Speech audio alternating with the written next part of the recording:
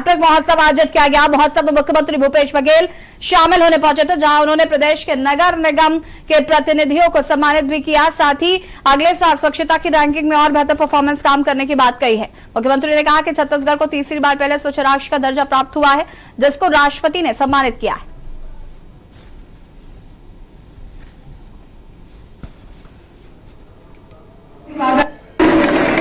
मुख्य कार्यपालन अधिकारी सूडा श्री स्वामी रंजन चौबे। नगरीय प्रशासन विभाग के द्वारा हैट्रिक महोत्सव का आयोजन और विज्ञान भवन में महामहिम राष्ट्रपति के द्वारा छत्तीसगढ़ को स्वच्छतम प्रदेश के रूप में तीसरी बार प्रथम स्थान का सम्मान छत्तीसगढ़ को मिला और 1, 2 नहीं 67 पुरस्कार छत्तीसगढ़ को मिला। सभी नगरीय निकाय के सब साथी यहाँ आए थे और बहुत सारे जो नगर निगम, नगर पालिका, नगर पंचायत में अच्छा काम हुआ उसका सम्मान भी किया गया, विशेष रूप से स्वच्छता दीदियों का। और हमारे जो जनप्रतिनिधि है और अधिकारी हैं उनका भी सम्मान किया गया।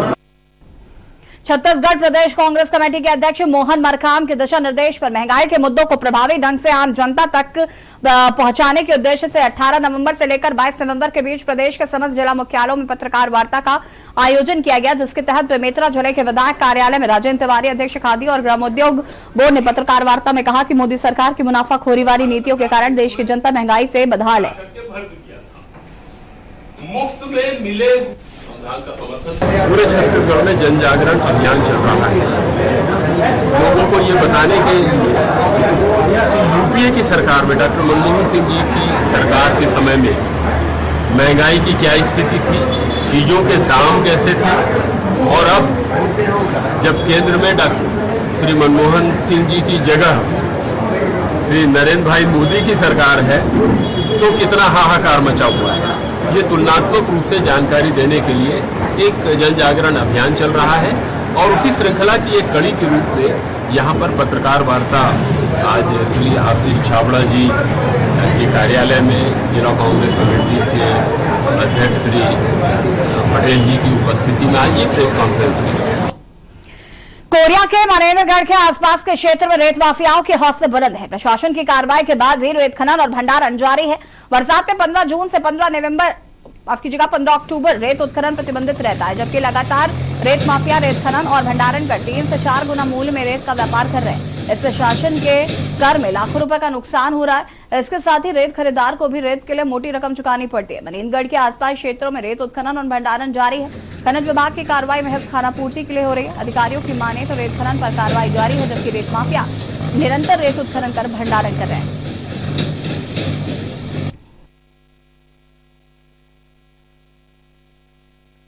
सूचना मिलने पर मेरे द्वारा नायब तहसीलदार को मौके पर भेजा गया है। नायब तहसीलदार द्वारा अभी वर्तमान में जो सूचना प्राप्त हुई है उसमें अनुसार एक ट्रैक्टर उनके द्वारा पकड़ा गया, जैसे थाने के सुपुर्द किया गया है, और जो रेत का जो भंडारण है उस पर नियमानुसार कार्रवाई चल रही है।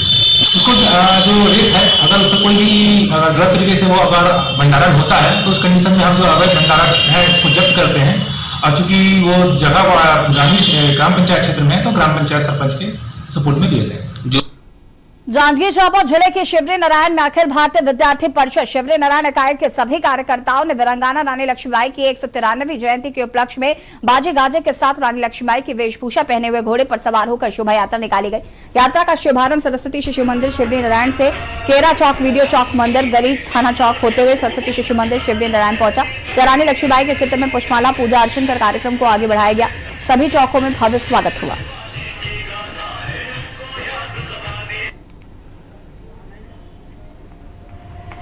आज अखिल भारतीय विद्यार्थी परिषद शिवरी नारायण की इकाई द्वारा 19 नवंबर रानी लक्ष्मीबाई जी के जयंती के अवसर पर आज शिवरी नारायण इकाई में नगर भ्रमण कर शोभा यात्रा निकाली गई। संदेश कि आज के इस दौर में फिर से एक बार रानी लक्ष्मीबाई बनने के दिन आ गए हैं। इन भारत में, देश में जो राक्षस पैदा हो रहे हैं, जो देश में कुरीतियाँ छात्राएं और महिलाओं के बीच देखने को मिल रहे हैं, उसको एक बार फिर से मिटाने के लिए एक बार रानी लक्ष्मीबाई जी का सौहार्द देखने को सभी नगरवासी को देखने को मिला। मितारन दिवस के अवसर पर केशकाल नगर पंचायत के सभागार में मितारन महिलाओं के सम्मान हेतु कार्यक्रम का आयोजन किया गया। इस अवसर पर नगर पंचायत के उपाध्यक्ष बिहारी लाल शोरी और एल्डरमैन पीतांबर नाग ने मितारनों को स्वास्थ्य के क्षेत्र में बेहतर कार्य करने और शासकीय योजनाओं को गर्भवती महिलाओं को लाभान्वित पहुंचाकर उन्हें स्वास्थ्य लाभ देकर इसके प्रति जागरूकता लाने वाली सभी महिलाओं को श्रीफल और साड़ियां बांटकर सम्मानित किया। साथ ही मितारने स्वास्थ्य के क्षेत्र में जिस अभियान की तरह बेहतर कार्य कर रही हैं, वो आगे भी जारी रखने की अपील की।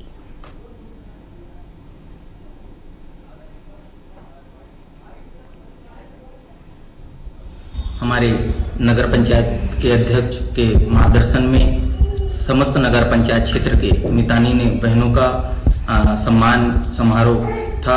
सम्मान के रूप में हम उनके श्रीफल और साड़ी भेंट किए, क्योंकि कोरोना काल में उन्होंने जो अपना अमूल्य समय देकर हमारे जनता की सेवा की है, उसलिए हमारे नगर पंचायत की ओर से उनको बहुत बहुत बधाई देते हैं। और ऐसे ही वो मितानी बहनें अपनी सेवा प्रदान करते रहे और हमारे नगर पंचायत क्षेत्र को स्वास्थ्य सुविधा से सबसे सुरक्षित रखें। धन्यवाद।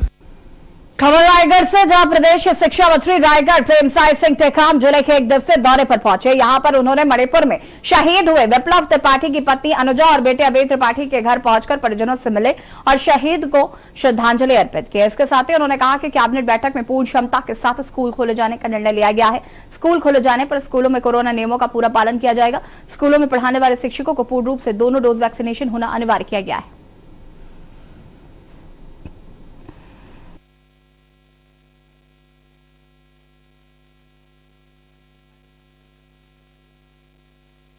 खबर रायपुर से है, जहां पर सीएम बघेल ने प्रदेश की समस्याओं को लेकर प्रधानमंत्री नरेंद्र मोदी को पत्र लिखा है।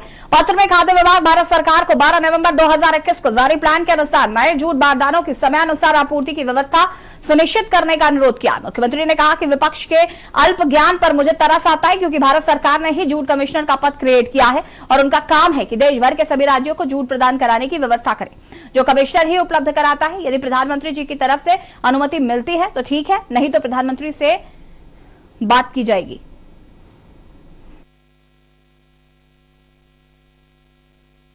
मुखिया और यहाँ के सरकार के द्वारा बोरे को लेकर के पिछले समय भी राजनीति की गई। बार बार जनता के बीच में भ्रम फैलाया गया कि केंद्र सरकार बोरा उपलब्ध नहीं करा पा रही है और अंततः विधानसभा में जवाब आया कि बोरा उपलब्ध कराने की जवाबदारी किसानों को छत्तीसगढ़ सरकार की है। यह मंत्री ने जवाब दिया। समय पे डिमांड भेजना, बैठक करना, एडवांस राशि भेजना और उसके बाद में बोरे के प्राप्ति करना। छत्तीसगढ़ के साथ हमेशा भाई भतीजावाद चला रखा है।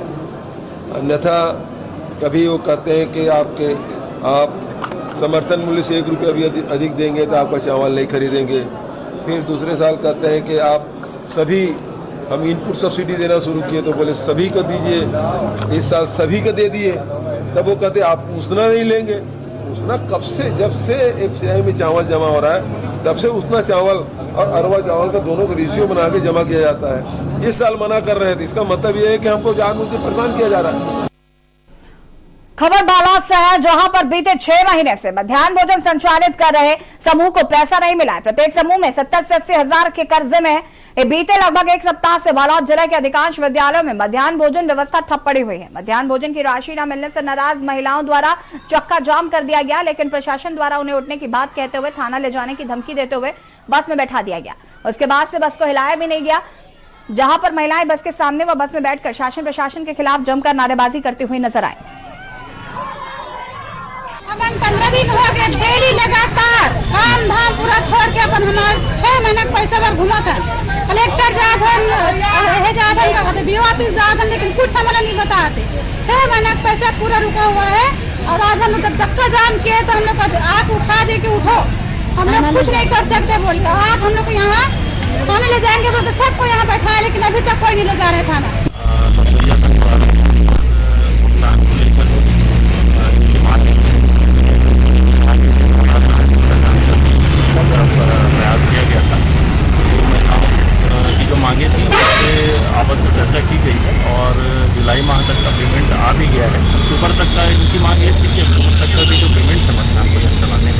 भी इनको मिल जाए। तो चूँकि राज्य शासन स्तर से ये होना है और हमारे चर्चा की गई, तो समझाया गया, महिलाएँ इस पर मान गई हैं और उनके द्वारा लिख कर ये दिया जा रहा है कि जो भी उनकी मांगे हैं उनको शीघ्र पूरा किया जाए। लेकिन आप लोग खाना खाने के लिए तैयार हो क्या बोले, तो हम लोग बोले हाँ हम लोग तैयार हैं, हम लोग जाएंगे करके।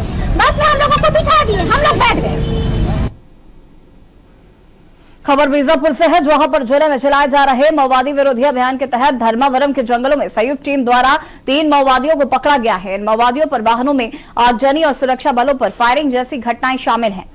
गिरफ्तारी के बाद बीजापुर न्यायालय में पेश किया गया।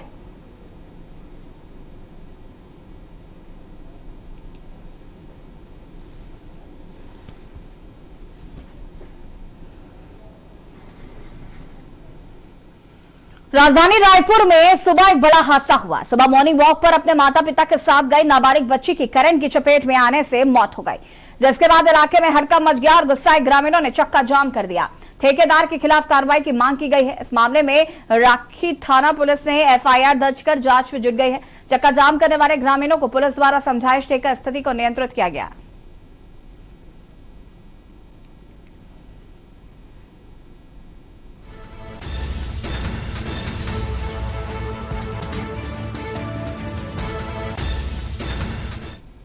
नया रायपुर राखी थाना क्षेत्र का मामला है। सेंट्रल पार्क में एक बच्ची 12 साल की बच्ची अपने परिवार के साथ वहाँ पे घूमने के लिए आए थे, तो उसमें रेलिंग वगैरह में शायद करंट आ गया था। उसको टच करने से, करंट लगने से उसकी मृत्यु हो गई थी। वहाँ पे कुछ परिजन और गाँव वाले वहाँ आक्रोशित होकर वहाँ पे उपस्थित हुए थे। उनको समझाइश दिया गया है। समझाइश देने के बाद में वहाँ से रवाना किया गया है।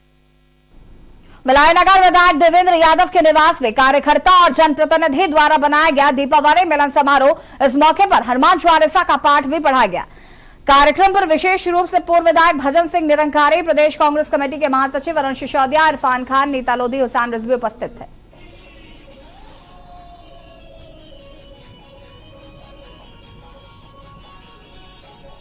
इस कार्यक्रम के माध्यम से इस तरह की धार्मिक आयोजन, देखिए ऐसा है, ये तो पारिवारिक व्यक्तिगत आयोजन है जिसपे आज पाठ का कार्यक्रम हो रहा है और दिवाली छठ पर्व का त्योहार पिछले समय में गया है। उसके बाद मिलन समारोह जैसे हर वर्ष हम लोग आपस में बैठते हैं, उसी तरह ये आयोजन किया गया और हम लोग पूजा अर्चना के माध्यम से प्रदेशवासियों की, देशवासियों की, सभी लोगों के जीवन में ईश्वर की कृपा बनाए रहे, इसके लिए हम लोग भी प्रार्थना करते हैं। और मैं तो सभी का धन्यवाद करूंगा, जो भी व्यक्तिगत लोग, राजनीतिक लोग, मीडिया के साथी और सभी लोग आज यहाँ पर उपस्थित हुए और इस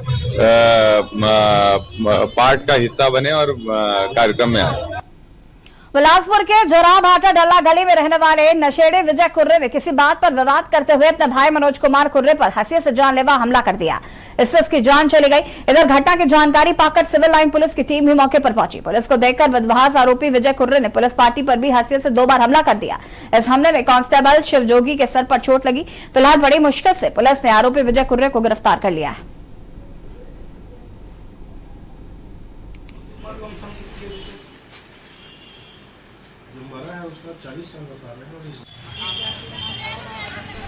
खबर पाटन से, जो भाजपा के स्थायी सचिव जितेंद्र वर्मा ने प्रदेश की कांग्रेस सरकार पर जमकर हमला बोला। उन्होंने कहा कि सरकार की लापरवाही से अन्नदाता रूपी किसानों का हाल बेहाल हो गया है। बीती रात हुई बारिश से किसानों की फसल को बहुत नुकसान हुआ। बारिश की आशंका के मद्देनजर हमने 1 नवंबर से धान खरीदी करने की मांग बार बार राज्य सरकार से की थी, लेकिन सरकार ने हमारी मांगों को अनसुना किया, जिसका नतीजा यह है कि बीती रात हुई बारिश से किसानों की फसल पूरी तरह से चौपट हो गई है। किसानों को तत्काल मुआवजा राशि दिए जाने की मांग करते हुए वर्मा ने कहा कि अगर राज्य सरकार धान खरीदी 1 नवंबर से करती है तो किसानों को इतनी बड़ी क्षति नहीं होती।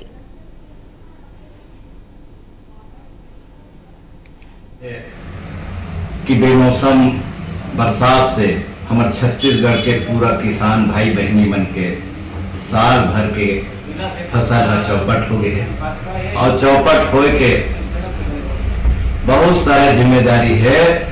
तेने छत्तीसगढ़ के सरकार, कांग्रेस के सरकार है, जिन समय रहते 1 नवंबर से अगर धान ला खरीदी करेगी 30, तो आज हमारे किसान भाई बंधु मन के कुछ फसल खड़े है, कुछ फसल सो गए है, कुछ कटे है, कुछ मिजाग है और मिजाग के धान बारी में पड़े है, पूरा धान चौपट हो गए है। अब ये धान के दिन चौपट हो तेकर कारण छत्तीसगढ़ के अन्नदाता किसान बंधु मन भाई मन के जीवन में पूरा दुखाली आ गए।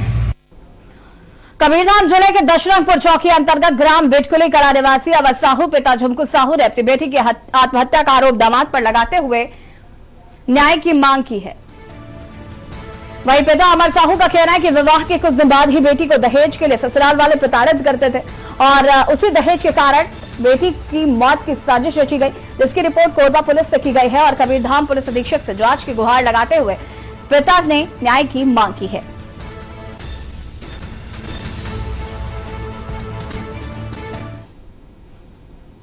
राजेश साहू के साथ शादी हुआ था।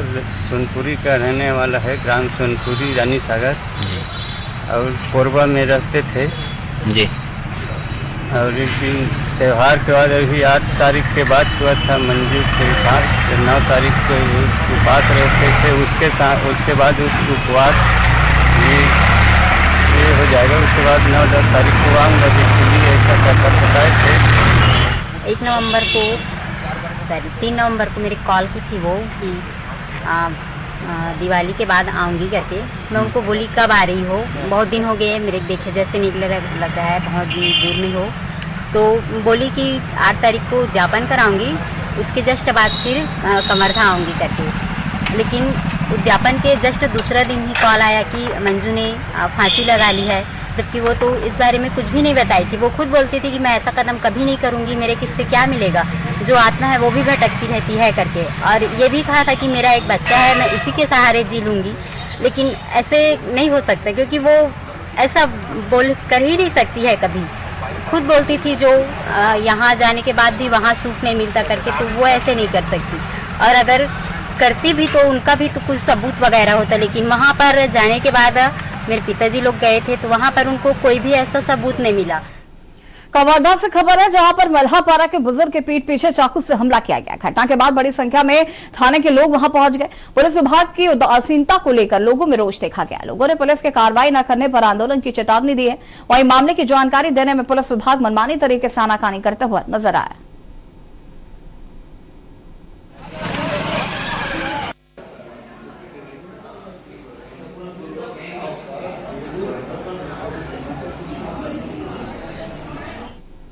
छत्तीसगढ़ की कांग्रेस पार्टी द्वारा 19 से 29 नवंबर तक पूरे प्रदेश में चलाए जा रहे जन जागरण अभियान के तहत केंद्र की भाजपा सरकार को महंगाई के मुद्दे पर घेरने के उद्देश्य से जिला मुख्यालय के सर्किट हाउस में प्रेस वार्ता आयोजित की गई, जिसमें कांग्रेस पार्टी द्वारा आरोप लगाया गया कि केंद्र सरकार की गलत नीतियों के कारण से देश में लगातार बेतहाशा महंगाई में बढ़ोतरी हुई है।